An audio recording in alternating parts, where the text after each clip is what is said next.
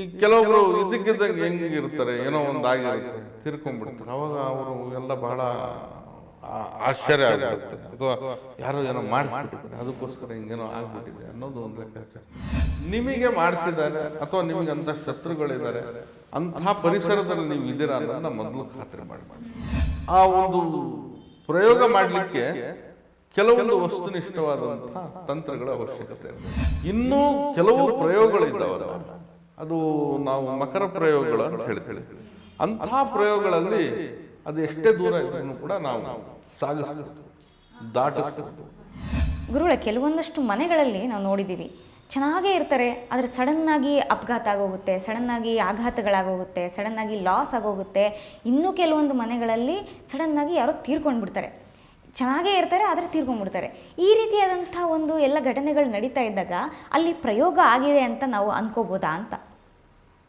ನೋಡಿ, ಎಲ್ಲವನ್ನ ಪ್ರಯೋಗದ ಮೂಲಕ ನಾವು ವಿಶ್ಲೇಷಣೆ ಮಾಡಲಿಕ್ಕಾಗಲ್ಲ.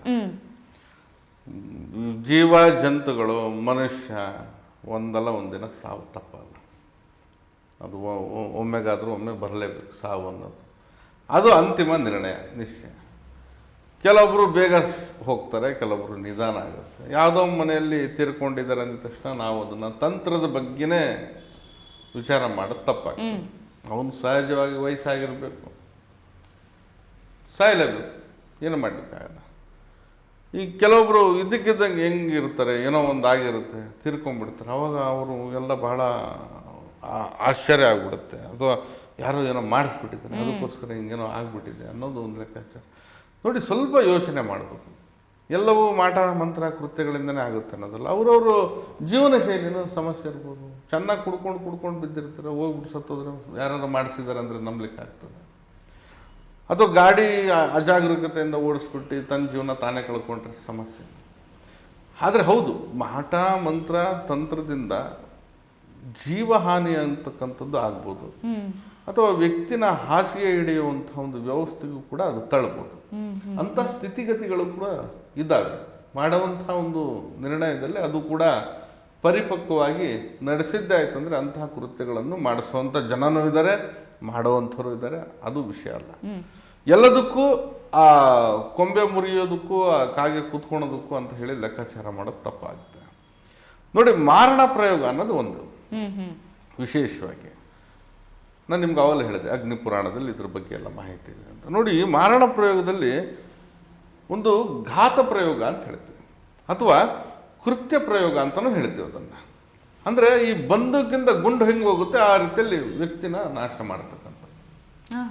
ತತ್ಕ್ಷಣವಾಗಿ ಅದು ನಡೆದೋಗುತ್ತೆ. ಆಕಸ್ಮಿಕವಾಗಿ ಏನೋ ಒಂದು ಸಮಸ್ಯೆ ಆಗಿ ಆ ವ್ಯಕ್ತಿ ಜೀವ ಕಳ್ಕೊಳ್ಳುವಂಥ ಒಂದು ಪರಿಸ್ಥಿತಿಗೆ ಬರುತ್ತೆ. ಇದು ಉಲ್ಲೇಖ, ಅರ್ಥ ಆಯ್ತಲ್ಲ? ಅದು ತತ್ಕ್ಷಣ, ಅಥವಾ ಅದು ವೇಗವಾಗಿ, ಅಥವಾ ಆ ಕಾರ್ಯ ಕೆಲಸ ವಿಚಾರ ನಡೆಯೋ ಹಾಗೆ.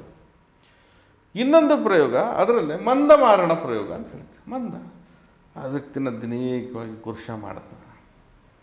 ಅಂದರೆ ಯಾವುದೋ ಒಂದು ರೀತಿಯಲ್ಲಿ ಆಹಾರಕ್ಕೆ ಚಿಕ್ಕದಾಗಿ ಔಷಧಿ ಹಾಕಿ ಏನೋ ಮಾಡ್ತಾರಂತಲ್ಲ, ಆ ರೀತಿಯಲ್ಲಿ ಆಗುತ್ತೆ. ನೀವು ಡಾಕ್ಟರ್ ಇದ್ದರೆ ನಿಮ್ಗೆ ಗೊತ್ತಿರುತ್ತೆ, ಸ್ಲೋ ಪಾಯ್ಸನ್.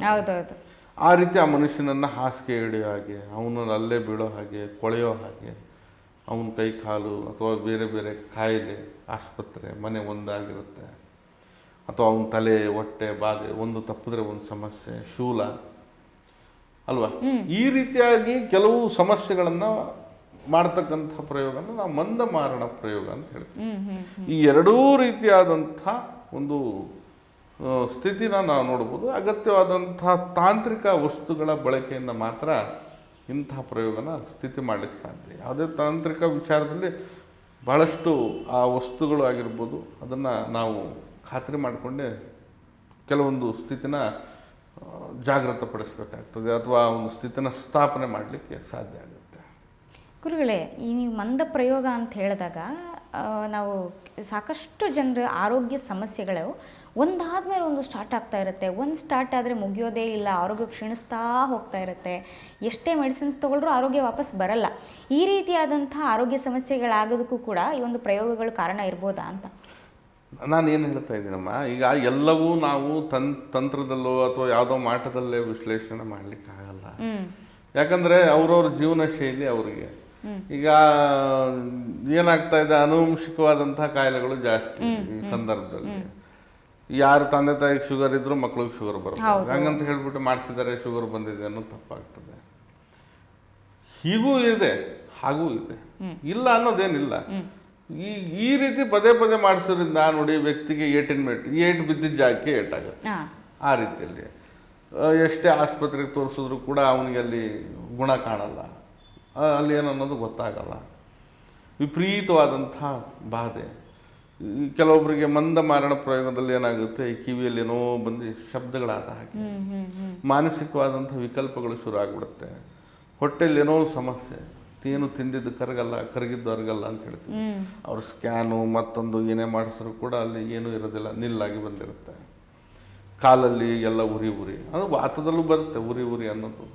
ಆದರೂ ಕೂಡ ಎಷ್ಟೇ ಮೆಡಿಸಿನ್ ತೊಗೊಂಡ್ರು ಕೂಡ ಬರೋದಿಲ್ಲ. ಆದರೆ ಒಂದನ್ನು ಮಾತ್ರ ಖಾತ್ರಿ ಮಾಡಿಕೊಳ್ಳಿ, ನಿಮಗೆ ಮಾಡಿಸಿದ್ದಾರೆ ಅಥವಾ ನಿಮಗೆ ಅಂಥ ಶತ್ರುಗಳಿದ್ದಾರೆ, ಅಂಥ ಪರಿಸರದಲ್ಲಿ ನೀವು ಇದ್ದೀರಾ ಅನ್ನೋದನ್ನ ಮೊದಲು ಖಾತ್ರಿ ಮಾಡಿ. ನಮ್ಗೆ ಯಾರೂ ಅಂಥವ್ರಿಲ್ಲ, ಏನೋ ಹಿಂಗೆ ಪದೇ ಪದೇ ಆಗ್ತಾ ಇದೆ ಅಂದರೆ ಯಾಕೆ ಮಾಡಿಸ್ತಾರೆ? ಅದು ನಿಮ್ಮ ಹತ್ರ ಪರಿಸರದಲ್ಲೇ ಹೊಟ್ಟೆ ಕಿಚ್ಚು ಅನ್ನೋದು ಬರೋದು. ಯಾರೋ ಯಾವುದೋ ಒಂದು ಸ್ಥಾನಕ್ಕೆ ಹೋಗ್ಬಿಟ್ಟು ಅಂದ ತಕ್ಷಣ ಯಾರಿಗೂ ಅಲ್ಲಿ ಈರ್ಷ್ಯೆ ಬರೋದಿಲ್ಲ. ಈರ್ಷ್ಯೆ ಯಾವಾಗ ಬರುತ್ತಂದರೆ ತಮ್ಮವ್ರು ಎಲ್ಲೋ ಏಳಿಗೆ ಆಗ್ತಾ ಇದ್ದಾರೆ ಅನ್ನೋದಕ್ಕೆ ಮಾತ್ರ ಬರುತ್ತೆ. ಅಂಥ ಸ್ಥಳದಲ್ಲಿ, ಅಂಥ ಪರಿಸರದಲ್ಲಿ ಅಂಥ ಜನಗಳು ನಿಮ್ಮವರಿದ್ದಾರೆ. ಅದನ್ನು ಖಾತ್ರಿ ಮಾಡ್ಕೊಂಡು ಯೋಚನೆ ಮಾಡಿ. ಎಲ್ಲದಕ್ಕೂ, ಎಲ್ಲ ಆರೋಗ್ಯದಕ್ಕೂ ಸಮಸ್ಯೆಗೂ ಇದೇ ಈ ಪ್ರಯೋಗ ಅಂತಲೇ ಹೇಳಿ ಸಹಜ ಗುಣ. ಅವನು ಯಾವುದೋ ಒಂದು ಬೀಡಿ, ಸಿಗರೇಟು, ಗುಟ್ಕಾ ಮತ್ತು ಅದು ಏನದು ಮದ್ಯ ಇವೆಲ್ಲ ಕುಡಿತಾ ಇದ್ದರೆ ಅವನಿಗೆ ಆರೋಗ್ಯದಲ್ಲಿ ಸಮಸ್ಯೆ ಬರದೆ ಮತ್ತೇನು ಬರುತ್ತೆ? ಇದು ಮಾಡೋವಂಥದ್ದು ಚಟ ಮಾಡೋದು, ದುಶ್ಚಟ ಮಾಡೋದು, ಹೋಗ್ಬಿಟ್ಟು ಯಾರೋ ಮಾಡಿಸ್ಬಿಟ್ಟಿದ್ದಾರೆ ಅಂತ ಹೇಳಿ ಬೇರೆಯವ್ರ ಮೇಲೆ. ಹೆಂಗಾಗಿದೆ ಪರಿಸ್ಥಿತಿ ಅಂದರೆ, ಗಾಡಿ ಸರಿಯಾಗಿ ಓಡಿಸಲ್ಲ, ಎಲ್ಲೋ ಹೋಗಿ ಬೀಳೋದು. ಅಮಾವಾಸ್ಯೆ ದಿನ ಬಿದ್ದಿದ್ದಾನೆ, ಯಾರೋ ಏನೋ ಮಾಡಿಸಿದ್ದಾರೆ ಅಂತ ಹೇಳ್ಬಿಟ್ಟು ಇನ್ನೊಬ್ಬರ ಮೇಲೆ ಹಾಕ್ಬಿಟ್ಟು ಆ ವ್ಯಕ್ತಿನ ನಾವೊಂದು ಕ್ಲೀನ್ ಚೀಟ್ ಕೊಟ್ಟು ಸುಮ್ಮನೆ ಹಾಕ್ಬಿಡೋದು. ತಪ್ಪು ಒಪ್ಪುಗಳು ಸಹಜವಾಗಿ ಜೀವನದಲ್ಲಿ ನಡೆಯುತ್ತೆ. ನಮ್ಮ ಜೀವನ ಶೈಲಿನೂ ಈಗ ಸಮಸ್ಯೆ ಇದೆ. ಅತಿಯಾದಂಥ ಆಹಾರ, ಅದೇನದು ಸಿಹಿ ಪದಾರ್ಥ, ಈ ಜಂಕ್ ಫುಡ್ಗಳಿಂದ ಬರ್ಬೋದು, ಹಾಗಂತ ಇಲ್ಲ. ಮತ್ತು ಈ ತಂತ್ರದ ಮೂಲಕನೂ ಇದು ಖಂಡಿತ ಮಾಡ್ಬೋದು, ಮಾಡ್ತಿರೋದೇನಲ್ಲ, ಮಾಡ್ಬೋದು. ಈ ಪ್ರಯೋಗಗಳು ಯಾವಾಗ ಮಾಡ್ತಾರೆ ಅಂತ ನೋಡಿ, ಪ್ರಯೋಗಗಳಿಗೆ ತಿಥಿ, ವಾರ, ನಕ್ಷತ್ರಗಳು ಮುಖ್ಯ ಆಗಿರುತ್ತೆ. ಒಂದು ಹೆಚ್ಚಿನದಾಗಿ ಅಮಾವಾಸ್ಯೆ, ಹುಣ್ಣಿಮೆ, ಈ ಕತ್ತಲಿನಲ್ಲಿ ಆಚರಣೆ ಮಾಡತಕ್ಕಂಥದ್ದು. ಯಾವಾಗ ಮಾಡ್ತಾರೆ ಅಂದರೆ ಅದು ಯಾವಾಗಾದರೂ ಮಾಡ್ಬೋದು. ಹೆಚ್ಚಿನದಾಗಿ ಅಮಾವಾಸ್ಯೆ, ಹುಣ್ಣಿಮೆ, ಪೂರ್ಣ ತಿಥಿ ಅಂತ ಹೇಳ್ತೇವೆ. ಹಾಗೆ ಆ ಒಂದು ಪ್ರಯೋಗ ಮಾಡಲಿಕ್ಕೆ ಕೆಲವೊಂದು ವಸ್ತುನಿಷ್ಠವಾದಂಥ ತಂತ್ರಗಳ ಅವಶ್ಯಕತೆ ಇರ್ತದೆ. ಅಂದರೆ ಅಗತ್ಯವಾಗಿರ್ತಕ್ಕಂಥ ವಸ್ತುಗಳ ಬಳಕೆ ಕೂಡ ಇರುತ್ತೆ. ಆ ಪ್ರಮಾಣದಲ್ಲಿ ಮಾಡ್ಬೋದು. ಈ ಹೆಚ್ಚಿನದಾಗಿ ಅಮಾವಾಸ್ಯೆ, ಹುಣ್ಣಿಮೆ ಮತ್ತು ಈ ಗ್ರಹಣದ ಸಂದರ್ಭದಲ್ಲಿ ಮಾಡ್ತಕ್ಕಂಥದ್ದು. ಅದನ್ನು ಹೊರತುಪಡಿಸಿ ಬೇರೆ ತಿಥಿಗಳಲ್ಲೂ ಕೂಡ ಮಾಡ್ಬೋದು. ಕೆಲವು ಪ್ರಯೋಗಗಳಿಗೆ ರಾಹು ಕಾಲದಂಥದ್ದು, ಗುಳಿಗೆ ಕಾಲದಂಥದ್ದು ಅದನ್ನು ಸ್ಥಾಪನೆ ಮಾಡ್ತೀವಿ. ಹೆಚ್ಚಿನದಾಗಿ ಏನಂತಂದರೆ ಸ್ಥಳ, ಪ್ರದೇಶ ಬಹಳ ಮುಖ್ಯವಾಗಿರುತ್ತೆ. ನದಿ ತಟದಲ್ಲಿ, ಸೇತುವೆ ಕೆಳಭಾಗದಲ್ಲಿ, ಸ್ಮಶಾನದಂತಹ ಪ್ರದೇಶದಲ್ಲಿ, ಯಾರೂ ಓಡಾಡದಿರ್ತಕ್ಕಂಥ ಸ್ಥಳ ಅಥವಾ ಶಕ್ತಿ ಇರ್ತಕ್ಕಂಥ ಜಾಗ. ಇದನ್ನು ತಂತ್ರಿಗಳಾದನು ಅದನ್ನು ಯೋಚನೆ ಮಾಡಿ, ಯೋಜನೆ ರೂಪಿಸ್ಕೊಂಡು ಮಾಡಬೇಕಾಗ್ತದೆ.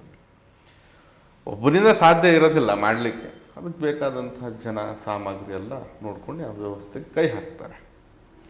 ಗುರುಗಳು, ಈ ತಂತ್ರ ಪ್ರಯೋಗಗಳು ಒಂದಷ್ಟು ದೂರದಿಂದ, ಅಂದರೆ ಎಲ್ಲೋ ಬೇರೆ ರಾಜ್ಯ ಇರ್ಬೋದು, ಬೇರೆ ಊರಿರ್ಬೋದು, ಅಲ್ಲಿ ಕುತ್ಕೊಂಡು ಮಾಡಿದ್ರು ಕೂಡ ಇಲ್ಲಿ ನಮಗೆ ತಟ್ಟುವಂಥ ಸಾಧ್ಯತೆ ಇರುತ್ತಾ? ಅಂದರೆ ಅವ್ರು ಏನಾದರೂ ತಂದು ನಮ್ಮ ಮನೆಯಲ್ಲಿ ಇಡಬೇಕಾ? ನಮಗೆ ಅದು ಸಂಪರ್ಕ ಇರಬೇಕಾ? ಹೇಗೆ ನೋಡಿ, ಏನಾಗುತ್ತೆ, ತಂತ್ರದಲ್ಲಿ ಕೆಲವೊಂದು ವಿಶೇಷವಾದಂಥ ವ್ಯವಸ್ಥೆಗಳನ್ನು ನಾವು ನೋಡಬೇಕಾಗ್ತದೆ. ಯಾವಾಗ ನಾವು ಸಮುದ್ರ ಉಲ್ಲಂಘನೆ ಮಾಡ್ತೀವಿ, ನದಿನ ದಾಟ್ತೀವಿ, ಕೆರೆನ ದಾಟ್ತೀವಿ, ಅಲ್ಲಿ ತಂತ್ರಗಳಷ್ಟು ಕೆಲಸ ಮಾಡಲ್ಲ ಅನ್ನೋದು ಒಂದು ಪ್ರತೀತಿ ಇರುತ್ತೆ. ಹಾಗೆ ಅದು ಬಹಳ ಮುಖ್ಯವಾಗಿ ನೋಡ್ಕೊಳ್ಬೇಕು.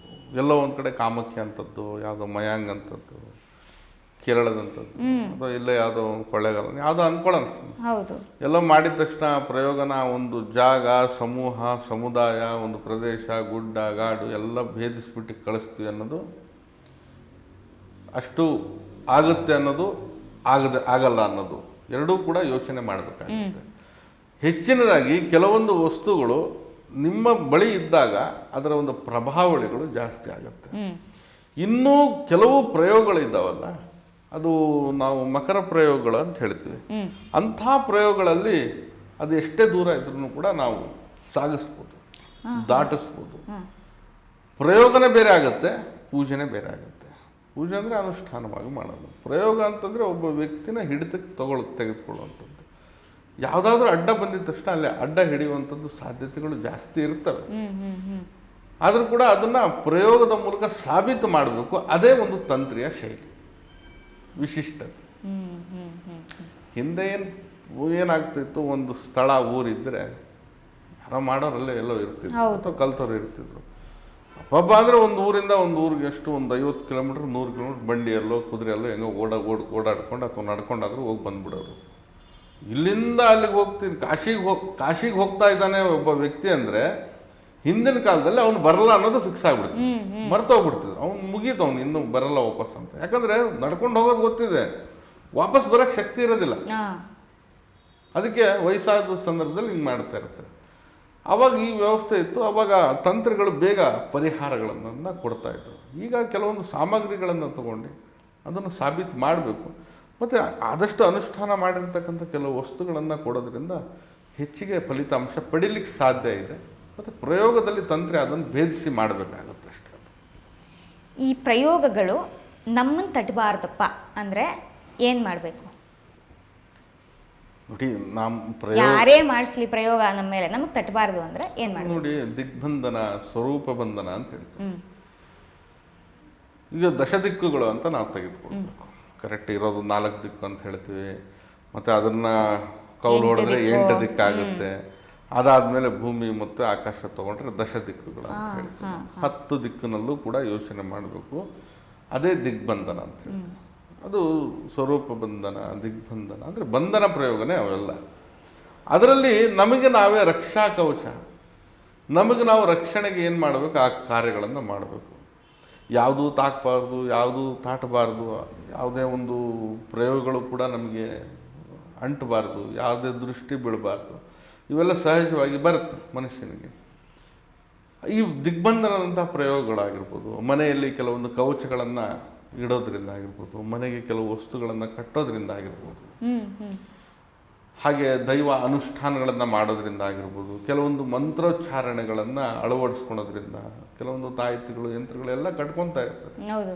ಕೆಟ್ಟದ್ದಾಗಬಾರ್ದು ಅನ್ನೋದು ಉದ್ದೇಶಕ್ಕೆ ಮಾಡ್ಕೊಳೋದು. ಆ ಕಾಲಕ್ಕೆ ದೃಷ್ಟಿ ತೆಗೆಯುವಂಥದ್ದು, ಕುಲದೇವತಾ ಆರಾಧನೆಗಳನ್ನು ಮಾಡ್ಕೊಂಡು ಹೋಗೋದು.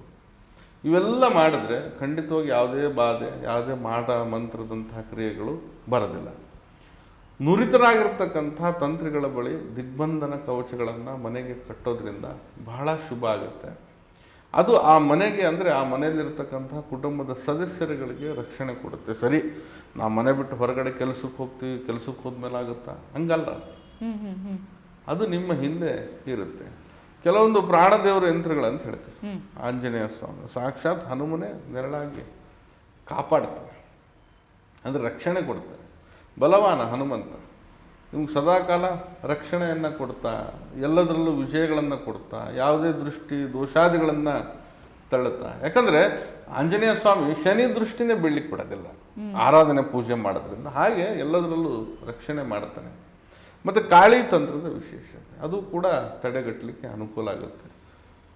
ಅದು ಯಾರಿಗಂತ ಅನುಮಾನ ಇದ್ದರೆ ಖಂಡಿತವಾಗಿ ಮಾಡಿ ಹಾಕೋದು ಬಹಳ ಒಳ್ಳೆಯದು ಅಂತ ಹೇಳ್ತೇನೆ.